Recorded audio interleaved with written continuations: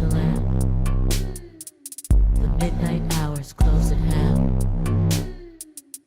Creatures crawl in search of blood to terrorize your neighborhood. 3 years ago, I saw a film on Netflix that was being recommended on my timeline by several of my photographer colleagues. That film was The Babysitter. The Babysitter is a prime example of what is known as a gear shift movie. A gear shift movie is a film that seamlessly transitions from one genre to another. The term was first coined by the critically acclaimed filmmaker Paul Thomas Anderson. The Babysitter starts off as a John Hughes-style coming-of-age story about a boy with a crush on his babysitter, but seamlessly transitions into a surprisingly gory and funny horror movie. I loved the hell out of this film, and I really hope that a company like Shout Factory or Arrow Video can put this out on Blu-ray because I really want to see how this was made. The Babysitter Killer Queen takes place 2 years after the events of the first film as Cole is adjusting to high school. Nobody except for Melanie, his non-B love interest from the first film, believes that he was about to be sacrificed to a satanic cult. So Melanie invites him to a party, but Cole's demons come back to haunt him. So as I saw the trailer for The Babysitter Killer Queen, I was expecting to hate it, even though the first film set up a mid-credit sequence indicating a sequel, but The Babysitter Killer Queen wasn't as bad as I thought it was going to be. Returning to the director's chair is McG, who aside from The Babysitter has a very low batting average with me. But one thing McG is surprisingly great at is horror.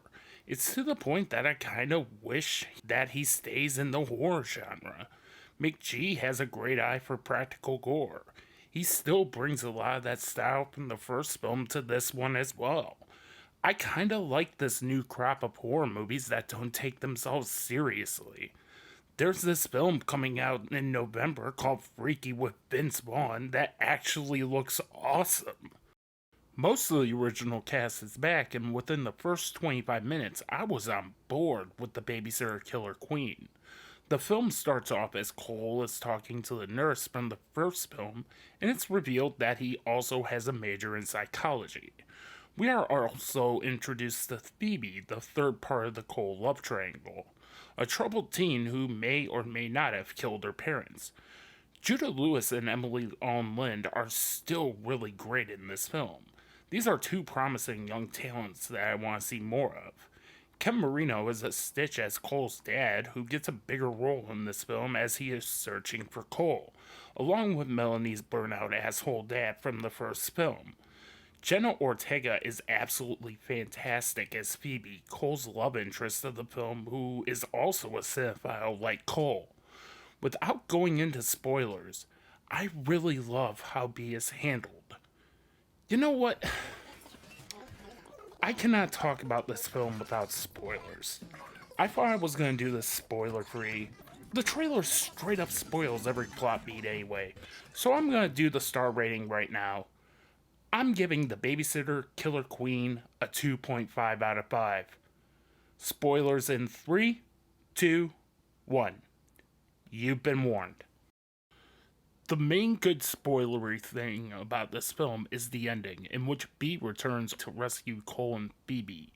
Samara Weaving saves this film from mediocrity. I actually love that they give her a redemption arc. You could tell that they only had her for a few days, and even when she's phoning it in, she is great. I cheered and teared up at the same time during the ending of Killer Queen, right down to playing Killer Queen as it happens. So let's get to why I gave this a 2.5 out of 5. Going back to what I said about The Babysitter being a great gear shift movie, the gear shift in the first Babysitter movie feels like you are driving a 1969 Dodge Charger. In The Babysitter Killer Queen, the gear shift moment of Melanie betraying Cole feels like you are driving in a Ford Pinto. If you are going to do something like that, I do not want to see the greatest hits played all over again. The one thing I hated about this movie was that it is literally the first movie all over again, except you're swapping B out for Melanie. It just felt cheap to do that.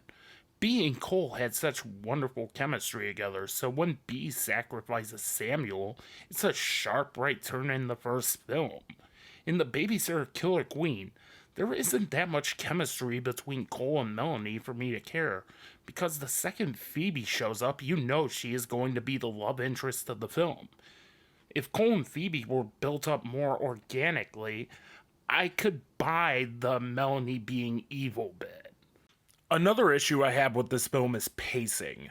The first movie clocks in at a brisk 85 minutes. It got in and out. You have moments where the film stops completely dead, specifically with a scene directly lifted from the American Pie movies where Cole's dad walks in on Cole FaceTiming Melanie, and there's a bottle of lotion, which is a masturbation joke that goes on for way too long. Or you get these backstories on how these characters came to be and it stops the flow of the action. We get it. Netflix gave you a bigger budget to expand on throwaway lines that were way funnier in the first film. Whereas throwaway jokes in the first Babysitter movie land, there are jokes that have pop culture references for the sake of pop culture references. The pop culture references worked in the first Babysitter movie because that was the core of Cole and B's relationship. Of fucking course there's a Tiger King joke in this film because Tiger King is a thing that exists on Netflix. But then all of a sudden there are these dated Kanye West and Kylie Jenner jokes that really don't make sense. Phoebe comes out of a semi-truck referencing Pee-wee's Big Adventure. The four writers of this film, none of whom are original writer Brian Duffield, didn't quite understand what the first Babysitter movie was going for and instead made the film extremely sitcom-y. If you're a fan of the first Babysitter movie, it's definitely worth a watch.